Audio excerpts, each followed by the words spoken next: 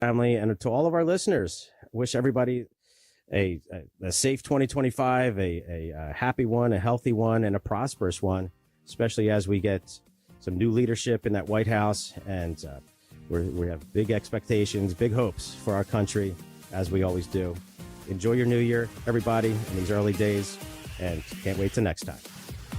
If you have questions or concerns about reaching your retirement goals, then give Retire Ready Financial Group a call, 610-894-7415, or visit online at retirereadyfg.com.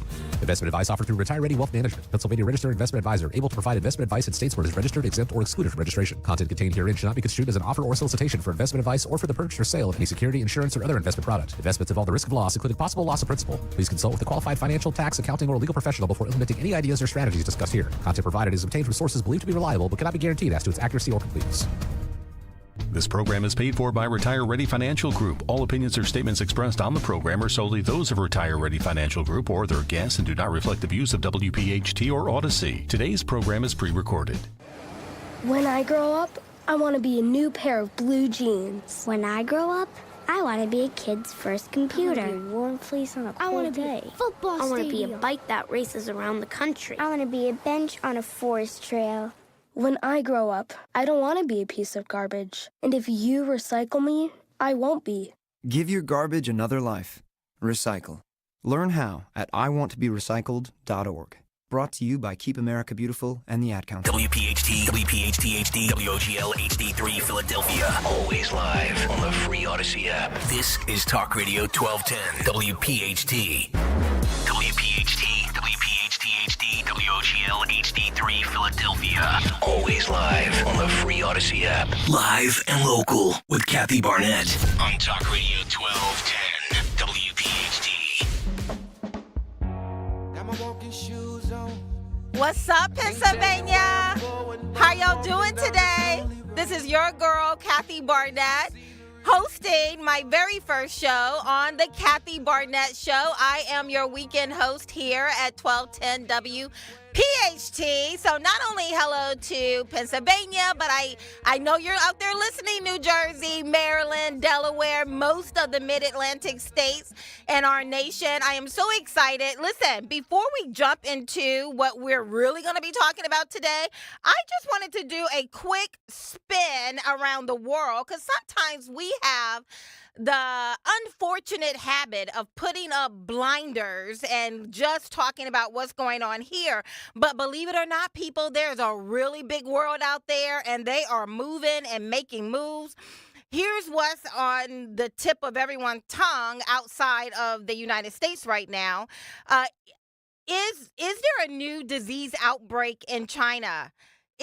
Because right now there are a number of viral videos that are popping up all over the place showing the hospitals in China being overflooded with people. Now, of course, kind of like what we saw with COVID-19, China is telling everyone there is nothing to see here. Shut up, sit down. Move along, people. There's nothing to see here. But when I look at the world media around the globe, that's what they're talking about. Item number 2, will the U.S. attack Iran nuclear sites? This is on the tip of when you're looking at the world news, what everyone is talking about. With just 17 days left in his presidency, Biden should be the lame duck president he has been for the past 4 years, licking on an ice cream cone. But instead, he is meeting with his U.S. National Security Advisor, Jake Sullivan, who has presented the president with options for a potential U.S. attack on Iran's nuclear sites. Yes, this is what the conversation has been over at the White House right now, and which is something I've been talking to you guys about. If you go and look at the history on Twitter for me, I've been telling you Donald Trump is going to inherit chaos. I'm not trying to prophesy, trying to put anything out there and in the ethos, but I'm paying attention to what's going on around the world. And right before we go to break, I just had to bring this to you guys right now. Bill Gates is at it again. Remember in 2020, this was the man who was saying he wants to blacken out the sun. Yeah. So now he has funded researchers who have turned mosquitoes, You won't believe this. He has turned mosquitoes into flying syringes. You heard me. He has turned mosquitoes into flying syringes to deliver vaccines. They have genetically modified. Can't even get the words out. It's so ridiculous. But Bill Gates has funded the research that has now genetically modified mosquitoes into what they are calling flying vaccinators. You heard it. They have tested this on humans to inoculate them, what they're saying right now, for malaria. But can you just think back a little bit? What we just lived through these past 4 years, specifically in 2020, 2021, 2022, when our government even was trying to force people to do what they wanted to do, to inject themselves with, right now we're beginning to realize that it's a lot of foreign matter in these jabs that people have taken. Listen, we're getting ready to take a break. On the other side, I'll be right back. Here's the call-in number, 855-839-1210, 855-839-1210. Call me. I'm so excited. Thank you. See y'all on the other side. Where will 2025 take you? With an education from University of Maryland Global Campus, it could take you towards your next success. An accredited state university, UMGC helps working adults like you learn the skills you need for the career you want. And with no application fee through February 12th, there is no better time to start. Choose from more than 135 degrees and certificates in career-relevant fields like business, cybersecurity, healthcare, and more. Plus, UMGC offers online and hybrid classes, no-cost digital resources in place of textbooks for most courses, personalized support, and lifetime career services. And with transfer credits and scholarships for those who qualify, UMGC can help you take a leap forward no matter where you are on your education journey. Classes start soon. Apply now and get your application fee waived through February 12th. Visit umgc.edu. Certified to operate in Virginia by Chef. Don't miss the Labor and Energy Show with J-Doc and Krause, brought to you by the Labor and Energy Alliance this Saturday night at 6. Find out about the important issues that will affect you. The Labor and Energy Show, Saturday night at 6 on Talk Radio 1210 WPHT. See Joe Conklin's comedy show at St. Albert the Great Church on Welsh Road in Huntington Valley, Saturday, January 11th. For tickets, go to joeconklin.com. joeconklin.com! Wesley Financial Group is not a law firm. If you own a timeshare, don't miss this public service announcement from Chuck McDowell, founder of Wesley Financial Group. If you receive an unsolicited phone call or mail piece to discuss selling, renting, or especially canceling your timeshare, don't fall for it. If you really want out of your timeshare, hang the phone up immediately or throw that mail piece in the trash and contact your timeshare resort or Wesley Financial Group for assistance with your timeshare. As the only Inc. 500 timeshare cancellation company, our knowledge, experience, and results has made Wesley a trusted resource for over 40,000 families we've helped get out of their timeshare. Give us a call, and I'll send you our Timeshare Exit Information Kit free with the straight facts about your timeshare and all of your options for cancellation. Call for your free info kit, 800-329-2121, 800-329-2121, 800-329-2121. Hey guys, it's Jim Costa from Cash the Ticket. If you're planning on betting the NFL playoffs, buckle up. Betting football's hard enough as it is. We're doing the research for you, so listen to Cash the Ticket with Mike Valeni and I. We'll be dropping new episodes for every single playoff game. And that's going to be storylines leading into it, so some good football stuff, but also the betting nuggets you're looking for. Sides, totals, trends, player props, throw those in there too. Pre-game and post-game, we're going to be all over the postseason. Subscribe to Cash the Ticket on the Odyssey app or wherever you get your podcasts. You know, as they say, one person's personal information is another person's treasure. Exactly. That's why I use NordVPN every time I surf the web. Features like Threat Protection Pro's safeguard devices from phishing websites and disable intrusive ads and trackers. Just check NordVPN.com, grab the deal, and see for yourself. NordVPN. Cybersecurity built for every day. Have you ever tried something for the first time and then wondered how you ever got along without it? That's how thousands of new Navage users describe their first experience. Once they feel sinus relief and can breathe clearly again, many wonder why it took them so long to experience the Navage difference. Navage uses refreshing saline and gentle suction to quickly suck out mucus, germs, and other airborne irritants. Stop suffering from congestion and start feeling better again with Navage. Brand new look, same great product. Hey, this is Jimmy Fallon in the house, and dig this, folks. This is not a drill. It's the real thing. You can now join me weeknights from 7 to 10 p.m. on Talk Radio 1210 WPHT or anywhere on the free Odyssey app.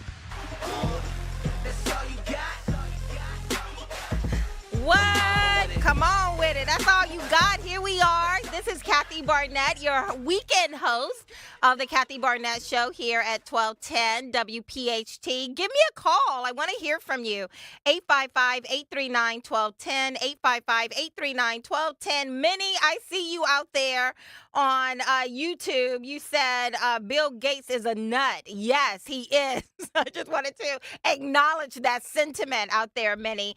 Hey, listen, so I'm going to pivot now, bringing it back to right here, what we're living with right now. Who would have ever thought that coming out of 2024 into 2025, the conversation that would be on the tip of my tongue and so many others would be about H-1B visas. But this conversation is so much bigger than to cap or not to cap, to have caps on our country, immigration, those who can come in or not. The real question, if you dig real deep to get to the meaning of what people are really talking about here, it is, I believe, it's the question, and I think it's a very valid question. Who are we as a nation, and do we have the right, we meaning the citizens of this nation, do we have the right to participate in the conversation about who we are as a country? Do people like you and I, the ones who made Donald Trump relevant, do we have the right to participate in what kind of country we want to be and who we want to come in and how many we want to come in? Or should we just all shut up, sit down, and let the tech bros have it? Let corporations define who we are? Are we just widgets, nuts, and bolts? Is America nothing more than a corporation's bottom line, and everything we do in this country should be done through the lens of how does it impact my bottom line as a corporation? Or is America personal? Is it my home? And do I get to have a voice in all of this conversation? And so I thought no one better to have this conversation with than my good friend Batya Sargon. She is the deputy opinion editor at Newsweek. She's the author of Second Class, How the Elites Betrayed America's Working Men and Women. I brought her on. This is the conversation that we had. Hit it. So first of all, thank you so much for having me on your show. I am a massive Kathy stan. OG Kathy. You know, I learned about you from Steve Bannon because he would have you on again and again and again. And I have to say, I think for me, that was maybe one of the sort of, you know, not first, but one of the moments where I really started to understand what MAGA really was. And it was when you said, you know, this movement is bigger than one man, and just the work that you and Steve were doing. I would come back to those conversations, and I really think that is what taught me what this movement was about and made me feel like, oh yeah, this is the movement worth fighting for. So thank you so much for everything that you've taught me and for having me. Absolutely. Thank you. No, thank you. You know, and I really didn't. And so let me just ask the question this way. Is that, I mean, you have been one of the people at the forefront of defining what the real issue is concerning this H-1B conversation. At times, it feels a little bit more aggressive than a conversation when you have the world's richest man in the world telling people to F themselves in the face, calling us subtards because we're not smart enough to be retarded, so we're subtarded. And here you are out there swiping past all of the ad hominems to help people understand what these billionaires, these, Silicon Valley tech bros, what are they really advocating for? And I saw no one out there in Twitterdom and other places articulating what is really what the other side is really asking the American people, and sometimes not even asking, just kind of demanding the American people do. So I wanted you to come on and help us to understand what is really their ask. What they are asking is the same thing the woke left was asking on the immigration question. What their position is if you don't stand there and cheer as they sell your children's future out to China and Mexico and India, we will call you racist. We will call you bigoted. We will call you too stupid to compete, to your face, and lazy.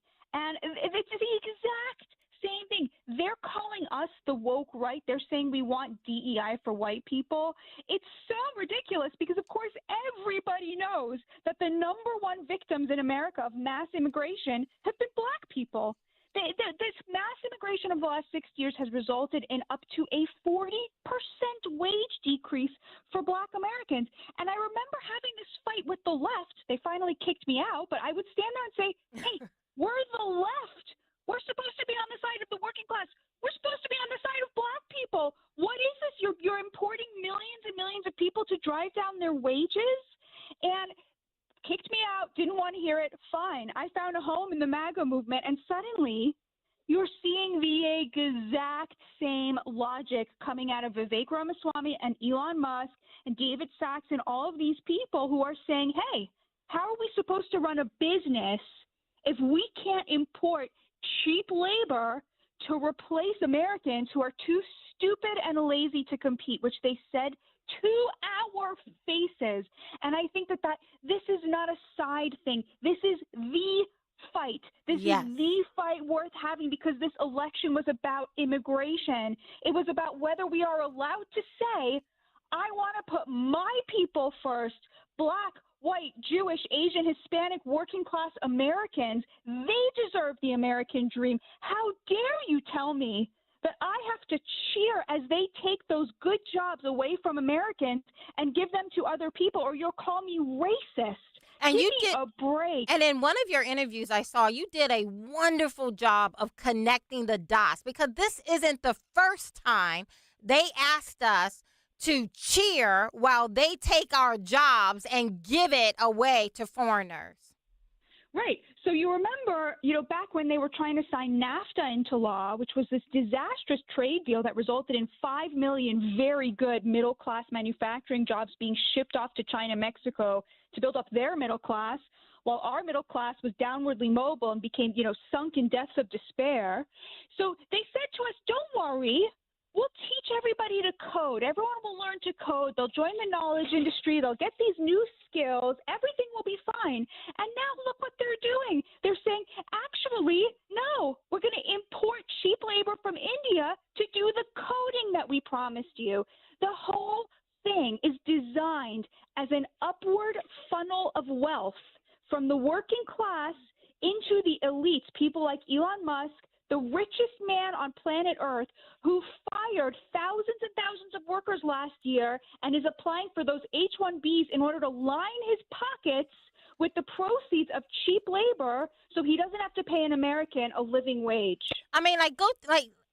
Just think about that, the insult of it all. And who would have thought that I thought hell would freeze over before I agree with Bernie Sanders. And yet Bernie Sanders came out this week, again, articulating what the request is, what the ask is, what the position of those of us, the conservative MAGA, is actually what we're asking for. We're not, I don't know any reasonable person who is saying we want to be an isolationist country. We just want white people and that's it to work in this country. I'm a black woman. Clearly, I don't want it to be just about white people. But what I want and what I believe most reasonable people understand is that when we said America first, We meant Americans first. We didn't know we had to say it, but that is what America first really means, is that it's putting Americans and our interests first before we do anything else with immigrants, legal or illegal. And Bernie Sanders put out this report on Tesla that in 2024, they laid off over 4,000 of their workers, but then they went into H-1B and requested over almost 3,000 workers for their H-1B. So they lay off American workers to the tune of 4,000 people and then turn around and put in H-1B requests for almost 3,000 people. And Bernie put out a letter saying in 2022 and 2023, the top 30 corporations laid off at least 85,000 American workers and then turned around and hired 34,000 H-1B guest visas or H-1B immigrants to come here and to take those positions. And this is what I saw, and this is what we were talking about at the beginning during Christmas Eve, is that this conversation is not about being an isolationist. It is these people are not the tech bros in Silicon Valley. They're not asking for H-1B immigrants to come into the country out of the goodness of their heart. What they're wanting is cheap and compliant labor, but they're crouching it as either you want these people to come in or you're racist. 100%. The whole, we thought you only wanted to control illegal immigrants. It's like, listen. Oh, so you don't want any immigrants. No, that's not the case. Right. And labor is like everything else. It adheres to the law of supply and demand. The more you have of something, the cheaper it is. This is a law of nature. If you have more workers, each one is going to be able to ask for less money. That is the whole game. We want Americans to make more money. Like, yes, that is what we want. And they don't want it. And the they is the woke left, the over-credentialed college elites on the woke left, and now the free market and the tech bros and all these people on the right.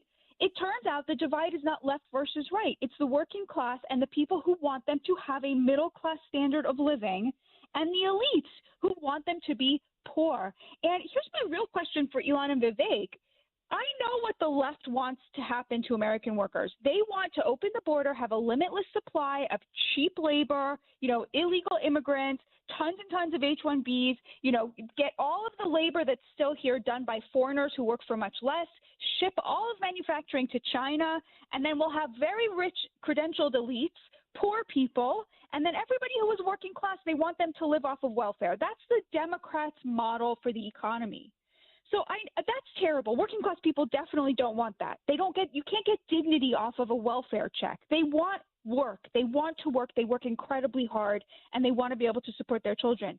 My question is, what does Elon Musk think is going to happen to these 4,000 people who he fired to replace with cheap labor from India? Like, what is the right-wing free market version of what should happen to those Americans? And this is what is so outrageous. He feels no obligation whatsoever to the people of the country that made him the richest man on this planet. I mean, what happened to the feeling of we owe something to our fellow Americans? He thinks of America as a sports team or a corporation that needs to make money. He does not understand what a nation is. And a nation is a collection of people who have obligations to each other, who want their neighbor to have a middle-class life, who want their neighbor's children to be playing in a safe neighborhood so my children can go play with them. I mean, like, that is what a nation is, and these guys just have no concept of that. That free market rhino thinking that Trump basically won in order to get rid of is coming back with a bang, Kathy, and we all have to hold the line. And I'm so grateful. Like, who would have ever thought that the conversation we would be having coming out of 2024 into the new year would be about H-1B visas? But I am so grateful to God, because I think this is the conversation. This is the conversation that in times past no one would have been having, but the elites would have been putting all of the widgets in place to make it come about. But somehow it got it leaked out of the bag. The cat, it just went out. Everyone is paying attention. We're like, wait a minute. And I think that this is so much bigger than just about immigration. I think it really goes to what kind of country do we want? And do we, the people, have a role, the right to say what kind of country we want to live in? Do we want a nation that is, because this isn't just about, like one of the arguments that, that several people were saying that Vivek included was, well, if America first means America win, and we need to do things that allows America to win. And I started thinking, wait a minute, isn't America more than just about the bottom line of a corporation's financial statement? America is more in the hearts of many of us than just about widgets, nuts, and bolts. America is personal. And not only that, but it's a culture. It's a set of ideas and beliefs and how we live our lives. And we have to be able to not only say this is who America is, but we have to have the right to be a part of the conversation. And I think a lot of these people on the other side of our argument was trying to say we don't even have a right to show up and have the discussion.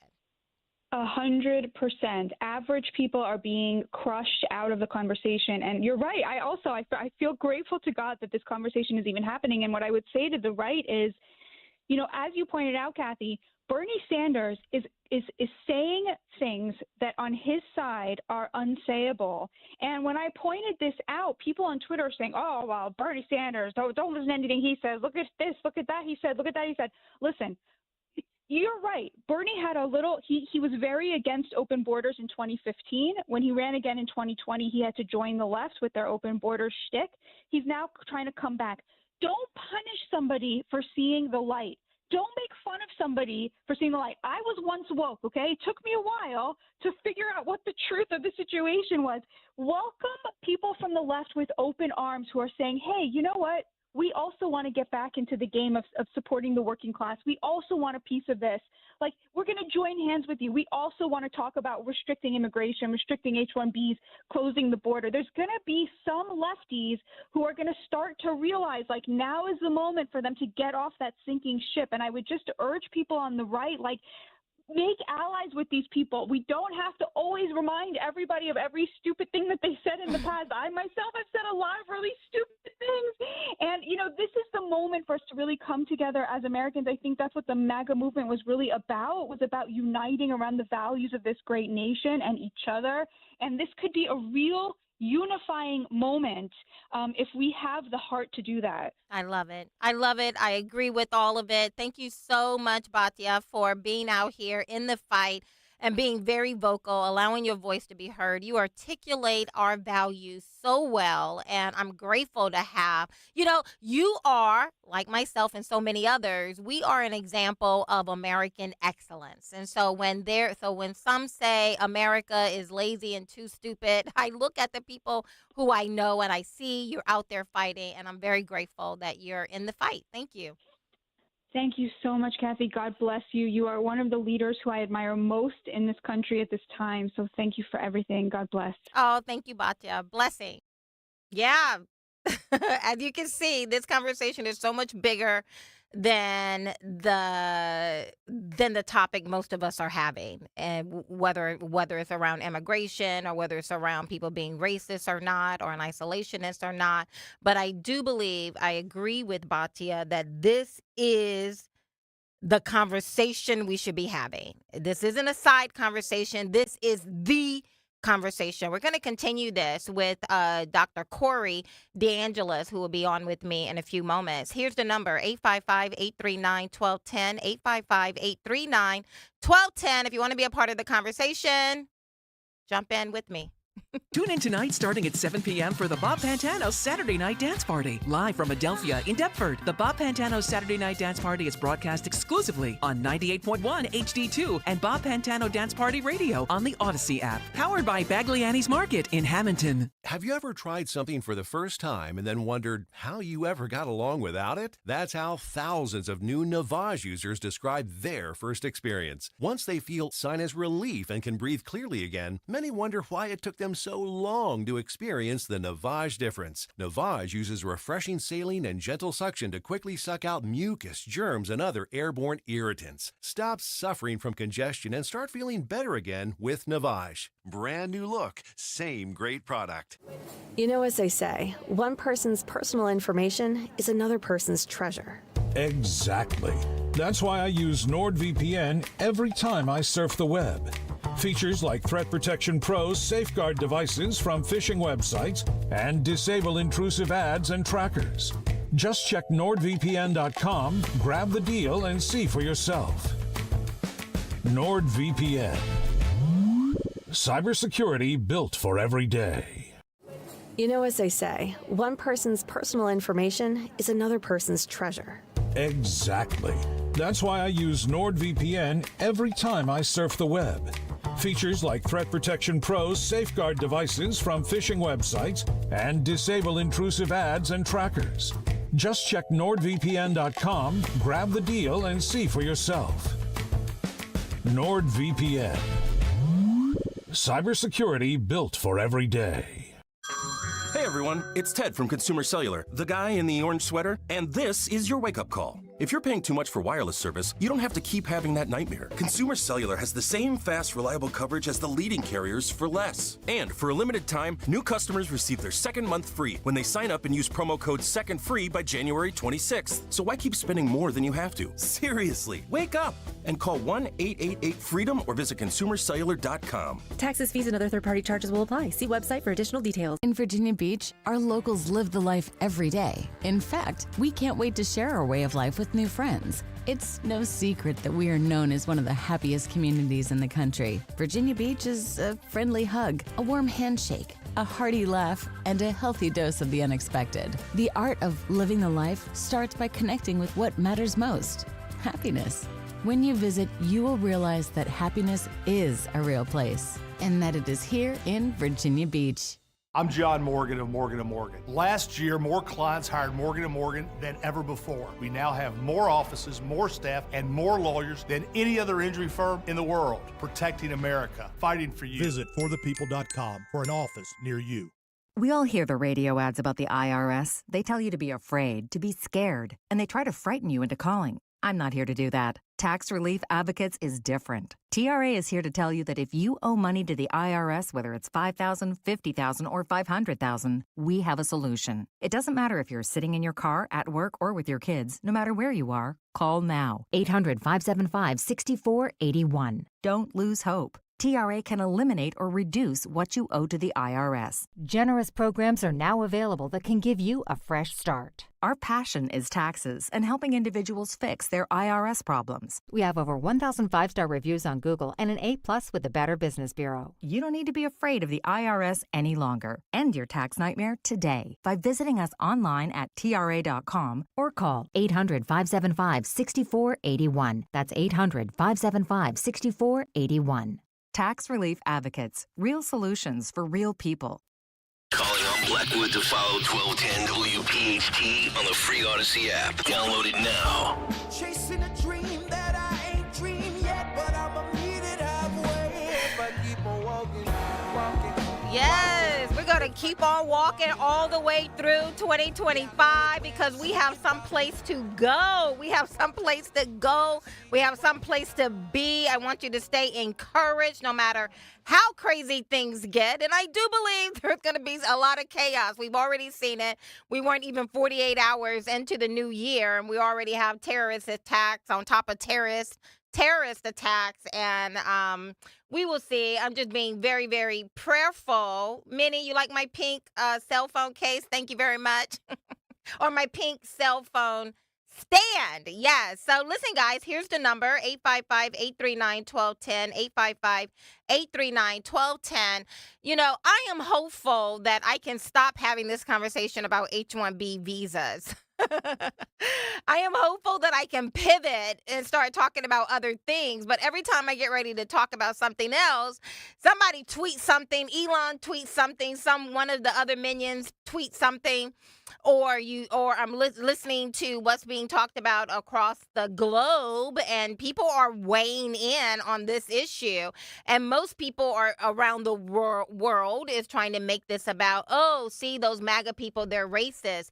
But again, we're going to have to learn how to focus. That's one of the many lessons I've learned over the years, being, sticking my big toe into the world of politics, is that you're over the target when people come out within 3 seconds of you making a statement and they're calling you a racist or they're, using some other ad hominems like you're a subtard or something of that nature. That's when you're over the target. And it is at that moment that I've learned I have to really focus. Swipe past the ad hominems and just focus, right? I'm not following some red herring. You're not going to get me off topic and start talking about, oh, no, see, I'm not racist. Some of my best friends are Indians. No, I'm not doing that. I'm not having that conversation with people. I understand what the conversation is really about. And I believe the conversation is really about, who are we as a nation? And do I have the right to participate in that conversation of who I want in this country, who I don't want in this country, what kind of careers we want to have in this country? Should my son, who is in college studying industrial engineering, when he comes out and start walking around with his resume, should it be okay that he has to compete with the world for an American job? Are we being selfish? I think those are very reasonable questions, and they demand us to talk about it. And so I'm talking about it. I am hopeful, though, that we can stop talking about it at some point. There's a lot of other things to talk about. But I want to make sure that as we pivot from this news source and start talking about other things, that we understand what people are really asking. These CEOs of these very large companies, they are not talking about bringing in the world to do these jobs because out of the goodness of their heart. No, it's all about the bottom line to them.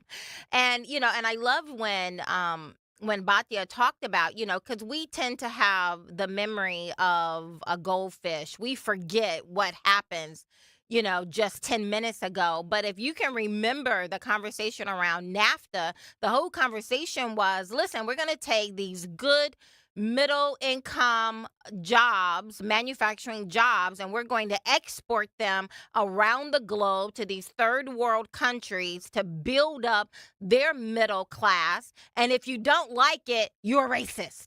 Right? And a lot of people acquiesce and kowtow down to that and said, okay, well, we're going to just let all of our manufacturing facilities go around the world. And somehow that's going to benefit me here in America, because what they promised was, well, we're going to take away these middle income jobs, these manufacturing jobs, and we're going to export them around the world. But what we're going to do is we're going to retrain all of these people. You're going to be able to do the information jobs. We're going to go from these middle income jobs to these white collar jobs. Don't worry, that's what we're going to do. Well, now we're at the point of these white collar jobs, and we're like, okay, well, I'm ready for this white collar job. And they're like, oh, no, see. You're too stupid or too lazy for the white collar job. We're not going to export those jobs. Instead, we're going to import the world to come in and do those jobs. So what jobs am I going to have? Well, we're welfare or something of that nature. Okay. So with that, that's the conversation that we're having now. Unlike most Republicans, and me included in this conversation, Republicans are real good about identifying the problem and pitching tents at the problem and never get beyond the problem to start finding solutions. So now I want to pivot and bring in Dr. Corey DeAngelis onto the conversation. Hello, Corey. How are you? Hey, Kathy, doing well. How about you? I am doing well. Thank you so much for joining this conversation. I don't know how much of what I was just talking about H-1B that you heard, Yep. but I think it is, I mean, obviously I don't agree with the fact that there is a deficiency in America. So therefore the solution is start importing people. I do agree, however, that there is a lot of hard truths around this conversation of H-1B. One of those hard truths that we must contend with is that our culture does not push excellence.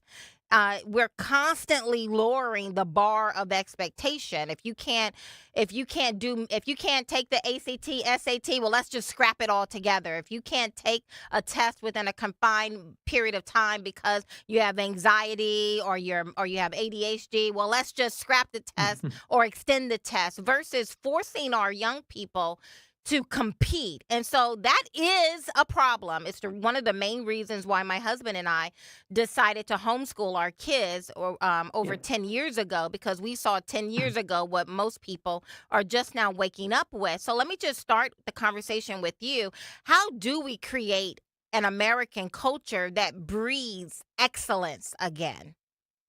Yeah, I think you hit the nail on the head there, Kathy. Look no further than our government-run factory model school system, where we spend more than any other country on the planet. We spend about $20,000 per student per year in the government-run schools. That's 52% higher than average private school tuition across the country. And we're at the middle of the pack, or even worse when it comes to international assessments. The TIMSS report just came out from 2023 data showing that we lost about 18 points on math since 2019. And we're ranked 24th out of about 50 countries that participated in the exam. And we spend more than just about all those countries.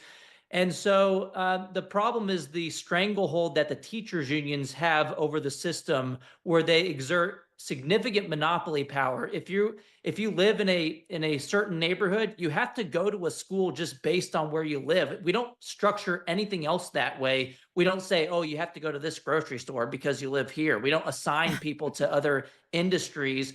That creates so much problem. If you want to go somewhere else, you basically have to pay twice. You have to pay through the property taxes, and you have to pay out of pocket for private school, or you might even have to move houses if you want to get to a better so-called public school. I like to call them government-run schools. They're not public in any meaningful sense of the word. But that creates so many problems here, where we have only about 1 in 4 kids proficient in reading and proficient in math, and fewer than 1 in 3 proficient in reading. It's a huge problem, and we wouldn't have to import as much talent if we fixed the government-run school system. So I'm thankful that we are making strides in the right direction on school choice, injecting more competition into the system. It's a rising tide that lifts all boats. When parents can vote with their feet, guess what? The school boards aren't going to label you as a domestic terrorist anymore. They're not going to cut your mic off anymore. They're going to have an incentive to listen to you and see you as a partner in the conversation, as opposed to trying to label you as an evil person or an enemy. I mean, and that really did happen. I love your tweet, your Twitter X, whatever it's called at this moment, because you spend a lot of time exposing these weird and woke practices and individuals and entities, including the school boards, that are directly impacting our children. And, you said how much we spend. I was reading one report. I mean, we spend almost $800 billion in this country on education. And I was at my child's school, because now they're in public school, and it was some students who were standing up reading letters that they had written as the senior class was getting ready to graduate. And I was in the back I was beside myself in the fact that these students at a very good school where my kids go, but it's public school, just listening to them try to read and try to remain focused, and I'm cringing the whole time. The number of times they go, yeah, like, Yep. I'm like, what are we producing? So that's the hard truth. We really do have a problem. I was reading this new report that just came out measuring the competitiveness of the United States for our children from K through 12, and we're ranked now 12th in 2024 after ranking number 1 in 2022. How do you spend $800 billion a year across the nation and you go from ranking number 1 in 2022 to now ranking number 12 just 2 years later? How does that happen? And that's just the K through 12 level. If you include higher education, taxpayers spend over $1 trillion every single year on our education system in this country. It's a total waste of money, and taxpayers aren't getting their money's worth. And I think part of the problem here is the school closures that were induced by the teachers unions during the COVID era. They held children's education hostage to secure ransom payments from taxpayers. If you look at the trends in places like Sweden, they kept their schools open. They jumped in the rankings by 9 points. You look at places like Poland, they kept their schools open longer and they jumped in their test scores by about 20 points, according to the latest TIMSS assessment for fourth grade math students. And so, look, a lot of other countries also have more school choice than us. A lot of people point to Finland as a leader in education. Well, they have nationwide school choice. The good news is President Trump has said he would sign the Educational Choice for Children Act, a nationwide school choice initiative. It's a tax credit. It's not federal dollars. You get to keep more of your own money and don't have to hand it over to the government. And you can use it for K through 12 education expenses. That would supercharge the school choice revolution that's already happening in red states. And it would also expand educational opportunities to families who happen to live in blue states like California and New York, which are currently controlled by the teachers unions and the Democrat Party, which is basically has an incestuous relationship with the teachers unions, where 99.9% of the campaign contributions from the American Federation of Teachers went to Democrats in 2024. It's a money laundering operation. It ought to be illegal, and that's the only reason why Democrats in office vote against school choice, having the money follow the child. It's because they're only listening to the special interest. They're not listening to the constituents who actually put them in office, the parents and their children. But the good news is, again, Trump has said he would sign that bill. And also, red states are moving the ball forward. We have 12 red states that have passed school choice in a universal way in the past 3 years alone, because guess what? The teachers unions closed the schools starting in 2020 and kept them closed as long as possible. They were even saying it was racist to reopen schools. It was ridiculous what they were doing. But parents got to see what was happening in the classroom. And parents, especially conservative parents, started to see that too many people in the government-run school system see that institution as a way to control the minds of other people's children with leftist, liberal indoctrination, as opposed to education. So conservative parents are holding politicians accountable. And guess what? Trump won the parent vote by 9 points this year, according to exit polls. That was a 15-point shift to the right since 2020. The GOP has become the parents' party, and that gives me optimism going forward. So is the problem just the unions? If we did away with the unions, and I guess the unions are so powerful because of the Department of Education. So if I go upstream, if we got rid of the Department of Education, which sends a lot of our money to these unions, will that solve the problem?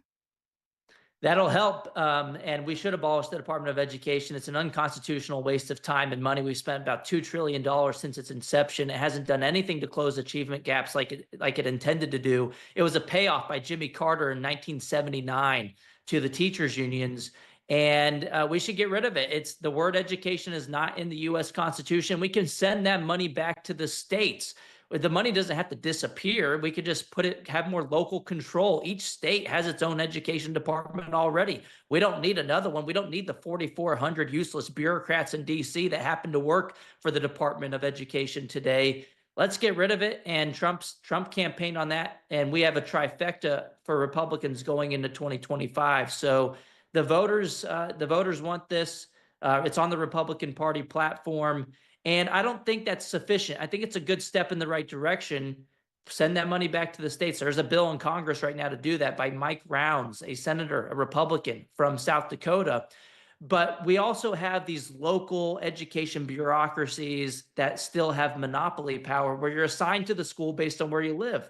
So you still need school choice. You can't just abolish the department. You need to do that plus have the money follow the child so you have bottom up accountability so that the school boards listen to you. And guess what? When they listen to you, you might not have to leave. So when you have school choice, almost counterintuitively, you're less likely to have to exercise that choice because you have more agency, you have more power in the relationship.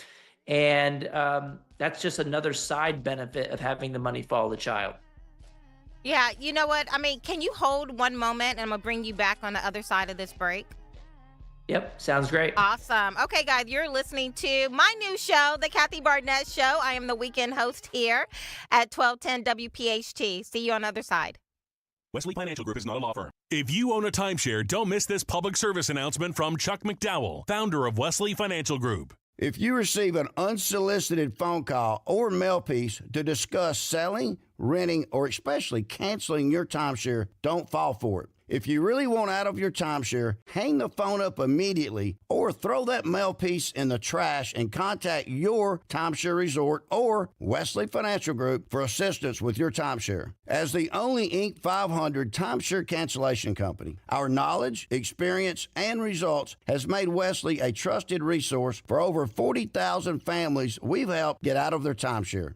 Give us a call, and I'll send you our timeshare exit information kit free with the straight facts about your timeshare and all of your options for cancellation. Call for your free info kit, 800-329-2121. 800-329-2121. 800-329-2121. Life insurance. Why are you putting it off? Can't afford it? Too much hassle? Think you don't need it? There's lots of excuses for putting off life insurance. But if you weren't there, who would pay the mortgage and other bills? With Ethos, you could be covered in 10 minutes and boom, family protected. Ethos, fast and easy online term life insurance. Up to $2 million in coverage with no medical exam. Some policies as low as $1 a day. Answer a few health questions and get your free quote at getethos.com. That's getethos.com. Hey everyone, it's Ted from Consumer Cellular, the guy in the orange sweater, and this is your wake-up call. If you're paying too much for wireless service, you don't have to keep having that nightmare. Consumer Cellular has the same fast, reliable coverage as the leading carriers for less. And for a limited time, new customers receive their second month free when they sign up and use promo code SECONDFREE by January 26th. So why keep spending more than you have to? Seriously, wake up and call 1-888-FREEDOM or visit consumercellular.com. Taxes, fees, and other third-party charges will apply. See website for additional details. Free speech lives here. With Dom Giordano weekdays noon till 3 on Odyssey's #1 talk station, 1210 WPHT.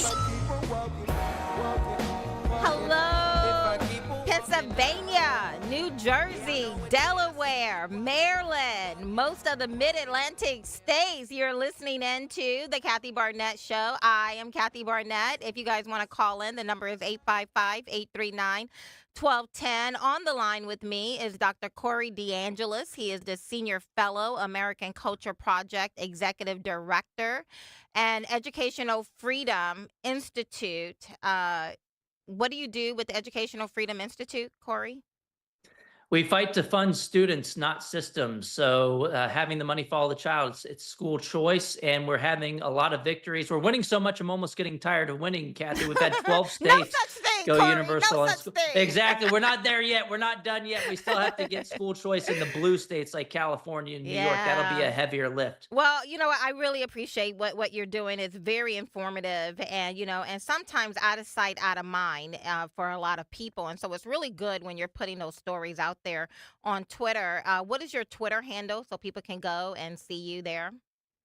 It's at DeAngelis Corey, just my last name, first name. Yes, absolutely. And it just kind of reminds us why we're in this fight and why we need to be so vigilant. Let me double click on what you were saying about school choice, because I do believe that is a part, not the whole answer, but a significant move into putting education back into the hands of the parents versus these, entities who think they love our children more than we do. That's the most astounding part of all of this when you talk to the school board executives and some of the others. They speak to you as a parent as if they love your child more than you love your child. They speak as though they have your child's best interest in mind more so than you do. And I love being able to remind them that my child belongs to me and not them.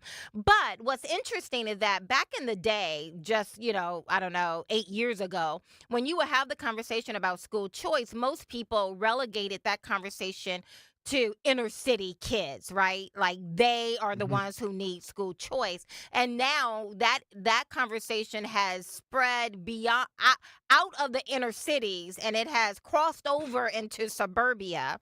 Of people saying, "Wait a minute," and it's not because of the poverty and the crime necessarily, but it's a woke virus that is just as aggressive as your child having to walk through metal detectors just to get into their school.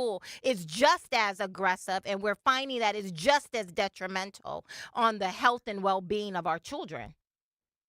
That's exactly right. Pre-COVID, we didn't have as much movement on the school choice front. We had little incremental victories here and there, but now we've gone from 0 to 100 real quick on the issue after families saw what was happening in the classroom.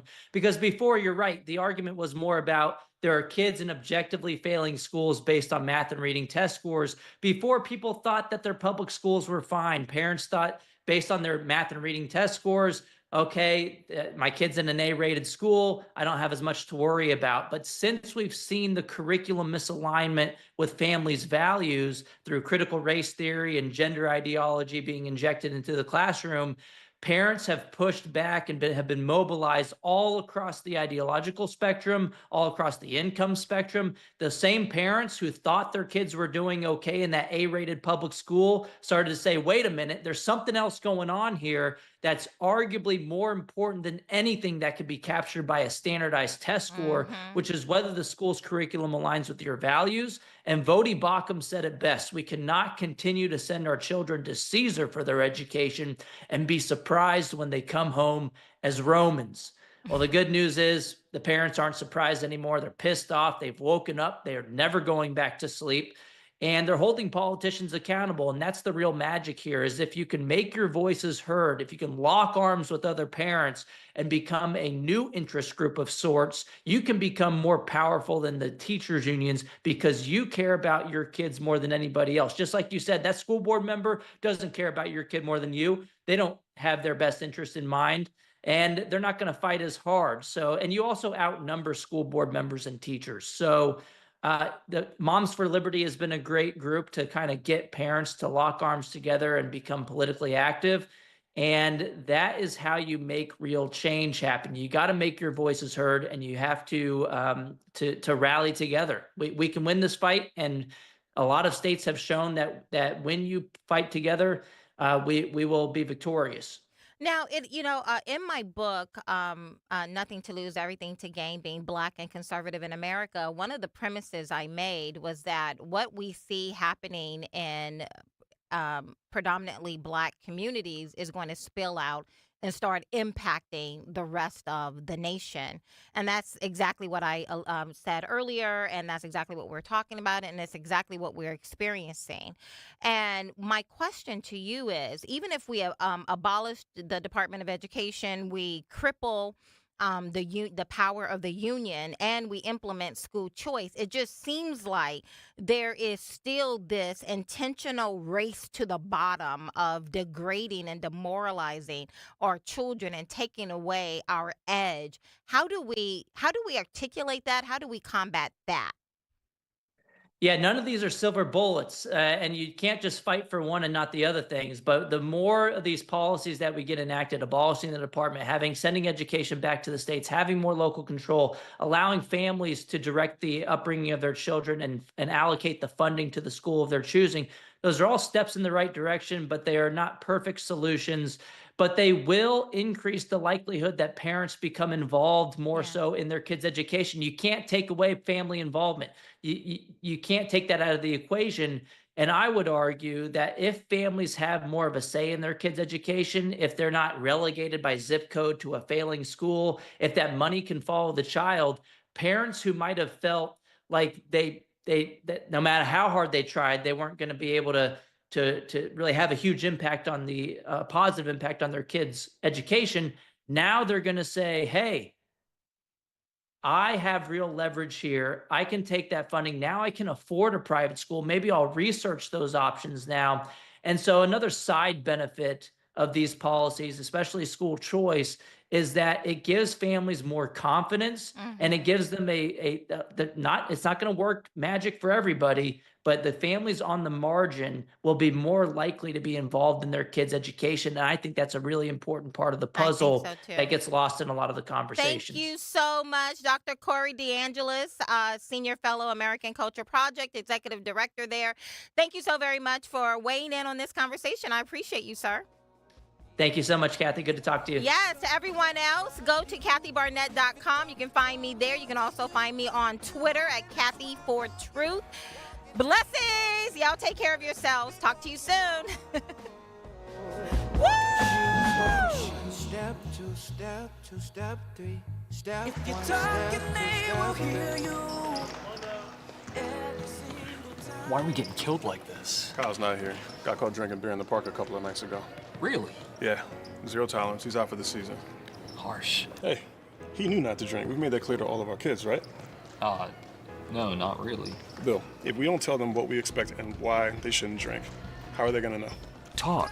They hear you. For more information, visit underagedrinking.samhsa.gov. Wake up and text. Text and eat. Text and meet up with a friend you haven't seen in forever. Hi. Oh, hey. Text and complain that they're on their phone the whole time. Text and listen to them complain that you're on your phone the whole time. Text and whatever. But when you get behind the wheel, give your phone to a passenger. Put it in the glove box. Just don't text and drive. Visit StopTextsStopWrecks.org. A message from NHTSA and the Ad Council. Text and work. Text and pretend to work. Text and act surprised.